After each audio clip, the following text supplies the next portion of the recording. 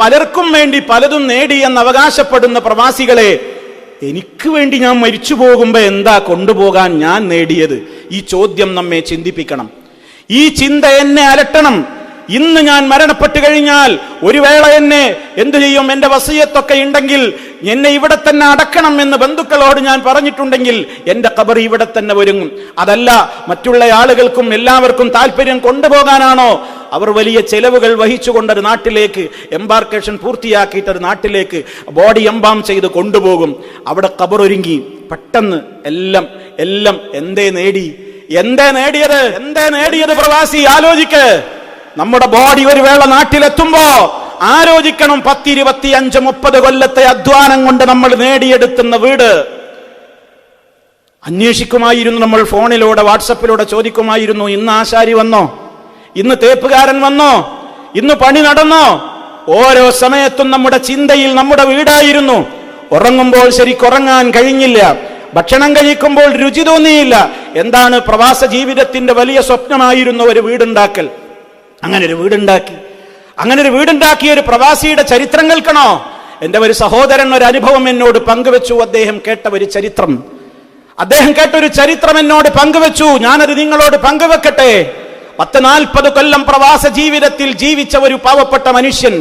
അദ്ദേഹം കാരണം അദ്ദേഹത്തിന്റെ കുടുംബത്തിന് ഒരുപാട് പുരോഗതികൾ ഉണ്ടായി. ഒരുപാട് ആളുകൾക്ക് വേണ്ടി കഷ്ടപ്പെട്ടു, പലർക്കും പലതും ചെയ്തു കൊടുത്തു. അങ്ങനെ കുടുംബത്തിന് വേണ്ടി ഒരു മെഴുകുതിരിയായി ഇവിടെ ജീവിച്ച് സ്വയം എരിഞ്ഞു തീർന്ന ഒരു മനുഷ്യൻ. ആ പാവപ്പെട്ട മനുഷ്യൻ നാട്ടിലേക്ക് പോകാൻ ഒരുങ്ങിയതാണ്. പക്ഷേ അദ്ദേഹത്തിന് പെട്ടെന്ന് അറ്റാക്ക് വന്നു. അദ്ദേഹം മരണപ്പെട്ടു. ഒരു വീട് അവിടെ ഉണ്ടാക്കിയിട്ടുണ്ട്, താമസാക്കിയിട്ട് പോലുമില്ല. ഒരു വീടുണ്ടാക്കിയിട്ടുണ്ട്, താമസമാക്കിയിട്ട് പോലുമില്ല. അദ്ദേഹത്തിന്റെ ബോഡി ഇവിടെ നിന്ന് നാട്ടിലേക്ക് കൊണ്ടുപോവുകയാണ്. ഒരുക്കങ്ങളൊക്കെ പൂർത്തിയാക്കി ഫ്ലൈറ്റിൽ അദ്ദേഹത്തിന്റെ ബോഡിയെ അനുഗമിച്ചുകൊണ്ട് കൂടെയുണ്ടായിരുന്ന ആളുകളും പോയി ഇറങ്ങി. എയർപോർട്ടിൽ നിന്ന് ആ ബോഡിയും വഹിച്ചുകൊണ്ടുള്ള ആംബുലൻസ് അദ്ദേഹത്തിന്റെ പുതിയ ഫ്രഷായ വീടിന്റെ ഗേറ്റിന്റെ ഭാഗത്തേക്ക് പോയി നിൽക്കുകയാണ്. ആ സമയത്ത് ബന്ധുമിത്രാദികളിൽ നിന്നും ബന്ധപ്പെട്ടവരിൽ നിന്നും അടക്കിപ്പിടിച്ച ചില സംസാരങ്ങൾ ഉയരുകയാണ്. എന്താണ് ചർച്ച? ഈ ബോഡി എവിടെ കിടത്തണം? ഈ ബോഡി എവിടെ കുളിപ്പിക്കണം? എവിടെ നിന്ന് പള്ളിക്കാട്ടിലേക്ക് മഖബറയിലേക്ക് ഈ ബോഡി എടുത്തു കൊണ്ടുപോകണം? ചർച്ചകൾ ചൂടുപിടിച്ചു. പെട്ടെന്ന് തന്നെ കടത്താവുന്ന വാഹനം തേരെ കയറ്റാവുന്ന ഗേറ്റും മുറ്റവുമുള്ള അദ്ദേഹം പണിതീർത്ത വീട് അവിടെയുണ്ട്. എന്നാൽ തറവാട് വീട് ഒരൽപ്പം ഇടവഴിയിലൂടെ കുറച്ചു ദൂരെയാണ്. അവിടേക്ക് കൊണ്ടുപോകണോ ഇവിടെ കൊണ്ടുപോകണോ എന്ന ചർച്ച വന്നപ്പോ ബന്ധുമിത്രാദികളിൽപ്പെട്ടവർക്ക് പോലും അഭിപ്രായമുണ്ടായി.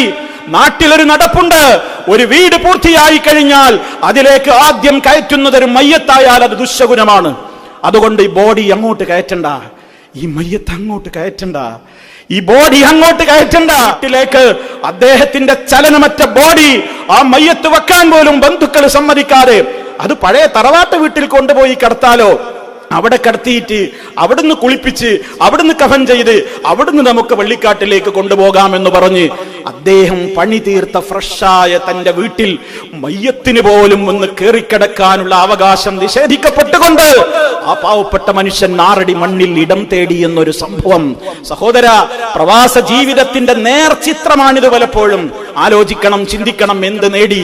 ഞാൻ പറയുന്നു, എനിക്കൊരു വീടുണ്ടെന്ന്, എനിക്ക് ബന്ധുക്കളുണ്ടെന്ന്.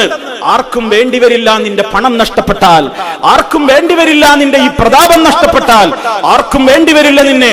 പക്ഷേ ആര് കൈവഴിഞ്ഞാലും റഹ്മാനായ റബ്ബിന് നിന്നെ വേണമെങ്കിലോ, റഹ്മാനായ റബ്ബ് നമ്മെ കൈവടിഞ്ഞിട്ടില്ലെങ്കിലോ സുഖത്തോടെ പോകാൻ നമുക്ക് ഖബറിലേക്ക്. എന്നാൽ അതിനുവേണ്ടി പ്രവാസികളെ, പുരുഷന്മാരെ, സ്ത്രീകളെ, പ്രവാസ ജീവിതത്തിന്റെ ഇടയ്ക്ക് നമ്മൾ എന്ത് നേടി? നമ്മൾ എന്താ നമ്മൾ കൊണ്ടുപോകാൻ നേടിയത്? മനോഹരമായ വീഡിയോകൾ എന്നും കാണാൻ യൂട്യൂബ് ചാനലായി സബ്സ്ക്രൈബ് ചെയ്യൂ.